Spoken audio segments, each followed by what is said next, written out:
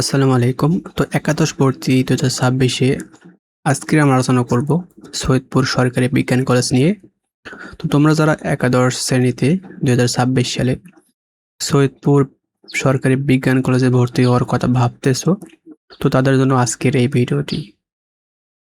তো আজকের এই ভিডিওতে আমরা তোমাদের সৈয়দপুর সরকারি বিজ্ঞান কলেজের সকল তথ্য নিয়ে আলোচনা করতেছি।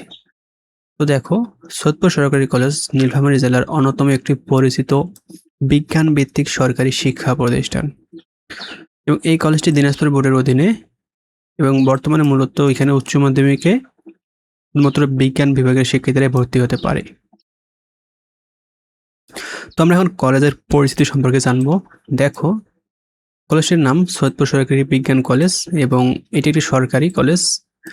এটি দিনাজপুর শিক্ষা বোর্ডের অধীনে এবং এটি অবস্থিত সৈয়দপুর নীলফামারীতে এবং এখানে শুধুমাত্র বিজ্ঞান বিভাগের স্টুডেন্টরাই পরীক্ষা দিতে পারে এবং এখানে মাধ্যম বাংলা এবং শিফট একটা ডে শিফট এবং এখানে ছেলে মেয়ে উভয় পড়তে পারে। তো এখানে তোমাদের বর্তমান অধ্যক্ষের নাম মোহাম্মদ আবুল কালাম আজাদ এবং তার ফোন নাম্বার ইমেল আইডি দেওয়া আছে, তোমরা চাইলে এটা ইউজ করতে পারো। তো এখন আমরা জানবো এই প্রতিষ্ঠানের ইতিহাস। দেখো, কলেজটি যাত্রা শুরু হয় 15 ডিসেম্বর 1964 সালে সৈয়দপুর সরকারি টেকনিক্যাল স্কুল নামে। তারপর 1977 সালে এটি টেকনিক্যাল কলেজের থেকে উন্নতি লাভ করে এবং পরবর্তীতে বিজ্ঞান শিক্ষা কেন্দ্রিক প্রতিষ্ঠান হিসেবে সৈয়দপুর সরকারি বিজ্ঞান কলেজ নামে পরিচালিত হচ্ছে। তো এখন একাদশ শ্রেণী ভর্তি 2026-27 তথ্যগুলো তোমাদের বলতেছি। দেখো, এখানে কোন বিভাগের শিক্ষার্থীরা ভর্তি হতে পারবে। দেখো, প্রথমত বলে নেই, এখানে শুধুমাত্র সায়েন্স বিভাগের স্টুডেন্টরাই ভর্তি হতে পারবে। মানবিক বা ব্যবসায় শিক্ষা বিভাগের একাদশ ভর্তি হওয়ার সুযোগ নেই। এখানে মূলত বিজ্ঞান কোর্স চালু রয়েছে, অর্থাৎ শুধুমাত্র বিজ্ঞান বিভাগের স্টুডেন্টরাই ভর্তি হতে পারবে। তো এখানে কত জিপিএ লাগবে। দেখো, তোমরা জিপিএ 5 সর্বনিম্ন ধরে রাখো, কারণ এর নিচে পাইলে তোমার চান্স পাওয়ার সম্ভাবনা খুবই কম। কারণ জিপিএ 5 পেলেই যে ভর্তি নিচ্ছে তা কিন্তু নয়, একই জিপিএ এর অনেকে আবেদন করবে এই কলেজে। তাই এখানে তোমার মেধাক্রম এবং পরীক্ষার যে মোট নাম্বার এটা দেখা হবে। তো এখানে সম্ভাব্য কাটমার্ক কত, তোমরা ধরে নাও সম্ভাব্য কাটমার্ক 1200, 1210 বা 1220 এর মধ্যে। এবং এই কলেজের আসন সংখ্যা কত। দেখো, এই কলেজের আসন সংখ্যা প্রায় 250 থেকে 300 মতো। এখন প্রশ্ন হচ্ছে 2026-27 শিক্ষাবর্ষে এখানে কারা আবেদন করবে বা আবেদন কবে থেকে শুরু হবে।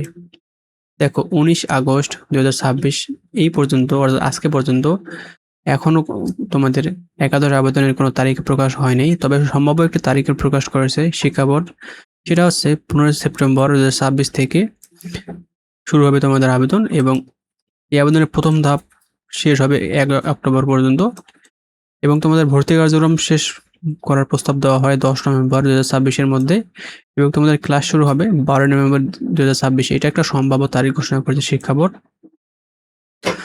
তো তারপর প্রশ্ন হচ্ছে, এই কলেজে কি ভর্তি পরীক্ষা হবে? না, এই কলেজে কোনো আলাদা ভর্তি পরীক্ষা বা অ্যাডমিশন টেস্ট হয় না।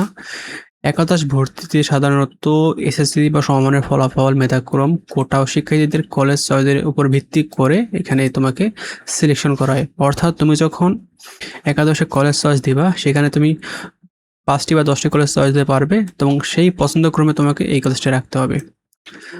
তারপর আছে হোস্টেল সুবিধা। দেখো, এখানে সৈয়দপুর সরকারি বিজ্ঞান কলেজের ছাত্রদের জন্য বা স্টুডেন্টদের জন্য নিজস্ব একটা ছাত্রাবাসের ব্যবস্থা করা রয়েছে।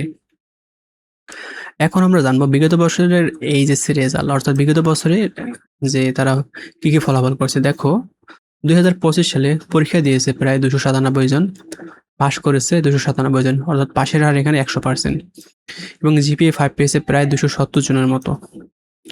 এবং 2024 সালে এখানে পরীক্ষা দেয় 262 জন এবং 262 জন পাশ করে, পাশের হার 100% এবং জিপিএ 5 পায় 255 জন।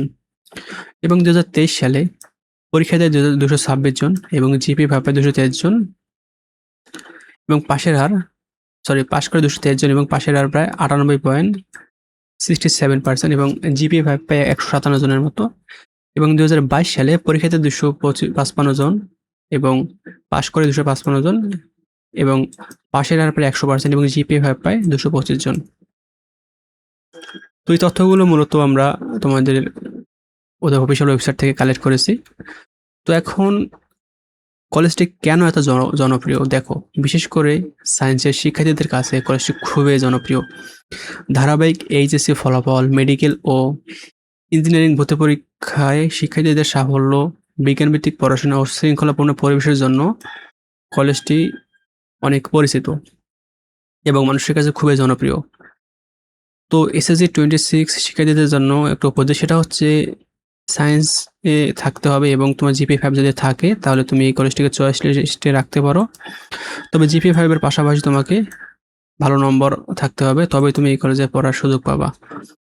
তো ভিডিওটি এই পর্যন্ত, এবং নেক্সট কোন কলেজ নিয়ে ভিডিও চাও তা অবশ্যই কমেন্ট করে জানাবা। আসসালামু আলাইকুম।